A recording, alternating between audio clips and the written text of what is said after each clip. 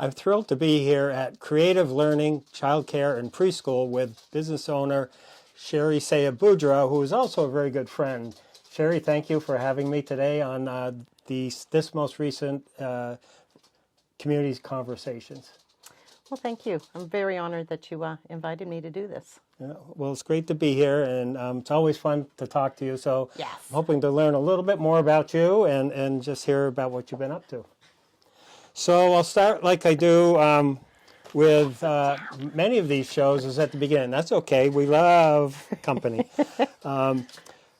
Maybe you can start by telling us where you were born, raised, went to school, about your family, and so forth. All righty. Well, I was born in Barrie, Vermont. My parents were actually from Graniteville and Williamstown. And they moved to Connecticut and then decided they did not like Connecticut. So they ended up moving to Windsor when I was about 2 years old. They actually lived in Windsor, Connecticut, which is kind of funny. That was easy. Yeah, right. So I graduated from Windsor High School in '83 with your brother.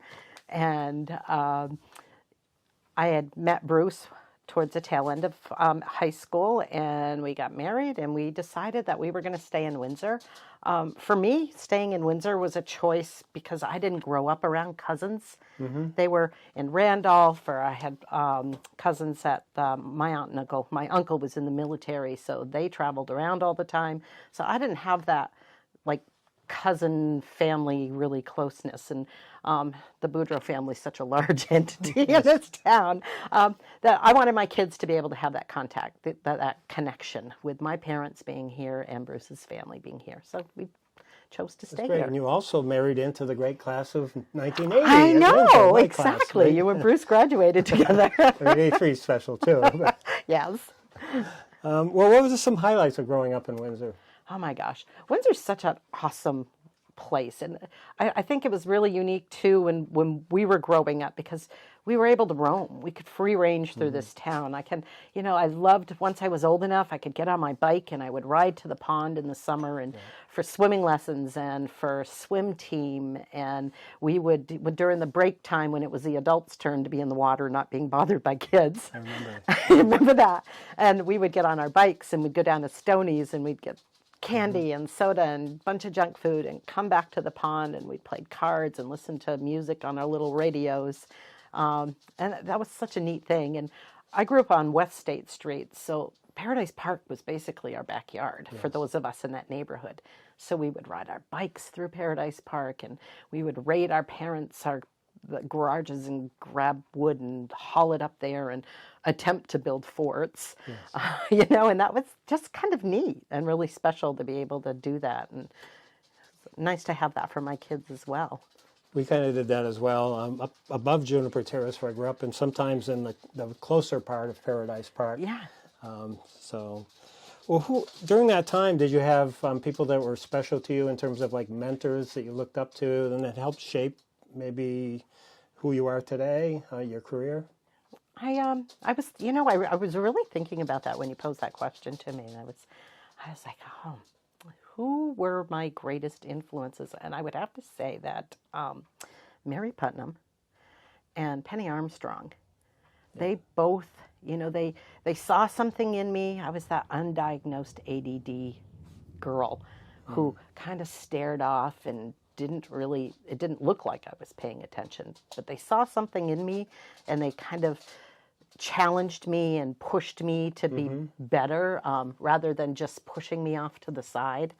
And it was really neat. And kind of in a roundabout way, John Barth, I had signed up. I loved science. Absolutely loved science when I was in school. And I'd taken every class that there was. And there was problems in science was the last one. And I was in that class. I was the only girl. And I walked in and John Barth told me, "Oh, no, you're not. Girls don't do science."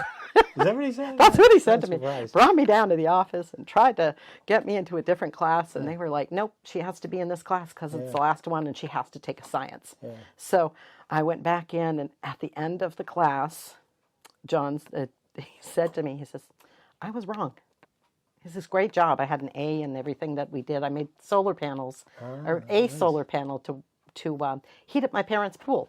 in that class. Oh, you were early in that field. Huh? Yeah. You made a lot of money. I know. I should have followed.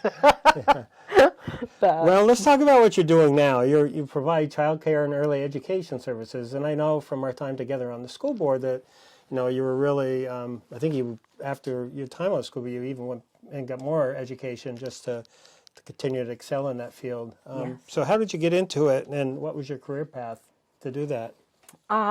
So my career path actually started when I was in high school. I used to volunteer at the Woodstock Learning Clinic, and I would bus over. There would be a group of students, and we would bus over, and we would volunteer and work with the students that were there under guidance of the adults, the teachers that were in the program. And then they opened up one in Windsor as well. And I just fell in love with it. It was just, I just felt that spark and that passion. And then inclusion happened, and they closed down. And I had originally, when that all happened, they had offered to help me go through school, and I would work there. But then it didn't happen, so I did a complete reversal, and I went to cosmetology school. Oh, I didn't know that. Yep, and I worked. I did that. When I got out of high school, I went to cosmetology school, and I worked for Maggie at Millord and Ladies for until right after I had Carissa. Oh, wow. And I had a hard time finding childcare. Had a hard time finding someplace that had quality. Hey, you too. Quality care. Yeah. And so I decided to stay home, take in a couple of kids, and go from there. And now, 37 years later, I'm still here. Well, I know you continue to be very busy in the field, and how have you seen a change in the time you've been there? Oh my gosh, there's so many changes. When I started, I didn't know that there were regulations. So one day I had a knock on my door, and Coley Baker showed up, and he said, you're doing an illegal child care. You can only care for less than two families or less. If you don't stop, then you'll be arrested. You'll be fined. You could go to jail. And I was like, ah. You're just trying to help somebody. Right? Yeah, I'm just trying to make a living here. So I immediately did all the things that I need to do, and I started taking classes because that's part of it is you have to continue with professional development. You have so many hours per year that you have to do. So I started taking classes, and it was just the thirst for knowledge, and brain development was just starting to, the understanding of brain development was just really starting in early childhood at that time, and I was fascinated by it. And I just kept taking more and more classes. And so that led me to getting my CDA, which is Child Development Associates. And then I got my bachelor's in human resources, or human services, and then I got went back and did my master's in psychology and clinical mental health with my primary studies for children and families. I'm dealing with so many things. Families come to me and ask me questions about issues, or there's just so much that having that degree in psychology, having that information to be able to help families and guide them, I felt was really valuable. Yeah. What's the climate like for people out there looking for, childcare? And then I want to talk a little bit about childcare and early education and how you approach that. But right now, what's the environment for somebody that's looking for care? It's such a mixed bag. It depends on who you're talking to. Yeah. I really feel for families because it's so hard. We're so regulated, which we should be. We should have regulation. Right. And so it's hard for families to find those slots. I think with the passing of Act 76, where the funding is there for families, and the income level has gone up, so more families are eligible to get help. Has done a lot for families to be able to help with that. So the that state cost. subsidizes it sometimes Exactly. for certain income levels? Yeah. Certain income levels. So a family of five, say a family of four can make up to $175,000 and still receive a minimal amount. Yeah. But, every dollar counts in these tight budgets. Right now I have, out of 6 families, because I regulated for 6 families for under school age kids. I can have up to 4 school age kids as well if I choose. But right now, out of 6 families, I have 4 that qualify to be able to get some sort of help, which really helps the families, but it also helps me as well. Because before I used to work just paycheck to paycheck. Yeah. And now I can make a living and put money away or improve things, and so it's nice. That is great, and it's such a critical. We talk about lack of housing, access to jobs, but childcare is another big barrier for people moving to the area and being part of the workforce and part of the community. It is. I get calls every single week looking for infant toddler spots, and as a family home program, I can only take 2 under the age of 2. In the center, it's more, but then it's finding the staff that you can pay what they need for a livable wage, and then have people be there consistently too. Like any other business is struggling with kind of exactly an employee base. So, what's your philosophy?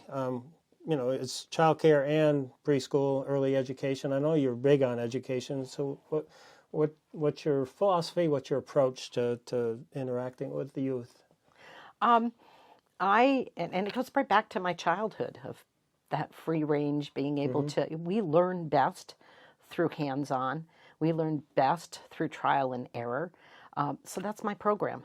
I have, as you look around my room, you'll see that I have nothing that looks like it's a boxed curriculum. The children tell me what they want to do every day. And just because they tell me in the morning that they want to play with this or they want to do this, they get to change in 5 minutes if they want to. My job and my philosophy is that I'm here to support them. So as they're exploring, as they're working out on whatever it is that they're working on, I observe, I watch, and I will add something. I don't tell them how to use it. I will just add it to the environment and let them discover it and let them figure it out. Nice. I have a 2-year-old almost 3-year-old, and her job right now is to learn how to cut. So every single day she comes in, she grabs paper. We have a bag of envelopes in the other room, and she stands at that table, and she cuts and she cuts and she cuts and she cuts and she cuts. And that's her job right now. Yeah. And then I have a 5-year-old who is into numbers. So he wants to know what time it is. He's always asking me about writing numbers. I have hole punches that are numbers. And so he's figuring out how to make those larger numbers with hole punches. And he's asking me what the next number is. And he did it all the way up to 100 the other day. And he was so proud of himself. So we stick it in an envelope, and that's his work to go home. And so that's who I am. That's how great. I teach. We were chatting a little bit before the show. You're in the building that you went to preschool in. I went to kindergarten here, yeah. Kindergarten, right. Yeah. And it was run by Mrs. Levesque? Yes. Yeah. Yes. I remember that. I was just down the street at Mrs. Zano's, but there was, at our ages, there, was one or the other, and there might have been another one someplace. But so that's pretty amazing that you're operating in the same place that you went to kindergarten. I thought it was really cool too. I had the guy who came in and was working on my furnace one year came in and he says, "Oh my God, Sherry, this room was so much bigger when we were children." Yeah, I know. It seems that I way. know. It's really neat. One of the other things that I've done with my program is I've incorporated the outdoor classroom, and that. Too bad it's not nice weather. It would have been nice to be out there, but I really love that out there. I bring most of the stuff that's on the shelves in here, all of my art stuff, all goes out into the pavilion out there. I have a separate table out there with the kids. They bring blocks. They bring some of the toys out there to play on the pavilion. But we have the outdoor classroom that I love. They nap out there. We bring all our cots. I have a spot for them to be able to put it into the box and keep it there to keep it out of the weather. And then they pull them out and we set up and we take a nap out there. And I love it. You interact with a lot of families, the ones you're working with currently, the ones you're used to, and ones that maybe are on your waiting list. But I know that also you're just out and about in the community. Have you noticed, I guess maybe different stresses on families, say 20 years ago versus 10 years ago or today? Or is it similar, or have there been changes? I think that it's the stress is there. It's always been there. We put these standards on ourselves of wanting to do the best for our children, like any parent does, or most parents do. But it just changes. Yeah. And I think that it just as more technology happens, though, I see less interaction between the parents and the children, which creates more stress for those parents. Yeah. And I saw an interesting thing happen where I saw a father was on his phone and his toddler was trying to get his attention, and he just wasn't paying attention. And the that little 2-year-old went right up to him and hit that phone right out of his hand. And I thought, oh, there's your sign, Dad. Yeah. I suppose we all have to be more mindful of that. You Yes. know? And people, I think, are increasingly waking up to the detrimental effects of being online or on a device for too much. Yeah. And I see it with the children, too. The children who, the temper tantrums, when they're not allowed to, when they have a parent who sets that boundary with them or takes it away from them, and then the temper tantrums that happen. There's a lot of research out there. I don't know if you've seen it or not, but there is a lot of research out there about that. It is just as addictive to children as any adult addiction. It also can impede cognitive development, too. So, again, I think a lot of this research is coming out into the mainstream more. But so it is something to be wary of, Well, let's shift gears a little bit, if that's okay. Yeah. I could talk to you about this all day. Oh my gosh, right? I know you could, but what does community mean to you, and why is it important? Community to me is about connection. And as humans, it's our nature to want to connect with other people. So community to me is about being connected to something larger than myself. So for myself, I have multiple communities.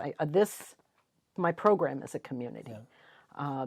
When we were on the school board together, that was a community. Sure. Small businesses, large businesses, organizations, those are all communities. And so we have that, the give and take and learning how to make these, make that structure, that community run smooth. I want to come back to community, but you touched on something that I was curious about too, because not only you have to be up on the best practices of childcare and early education, but you're a business owner. Mm-hmm. How did you've got to balance the books and, and file the paperwork and all that other stuff. No kidding. How did you become good at that, I guess? I still struggle, John. I still struggle. Don't we all, right? So, I was fortunate. My dad was an accountant. Yeah. So he helped me with figuring out how to do my bookkeeping. And over the years, I've had to fine tune it based on what I can and can't deduct and all of that. But yeah, it's when you're a family business like this, I'm the one-stop everything.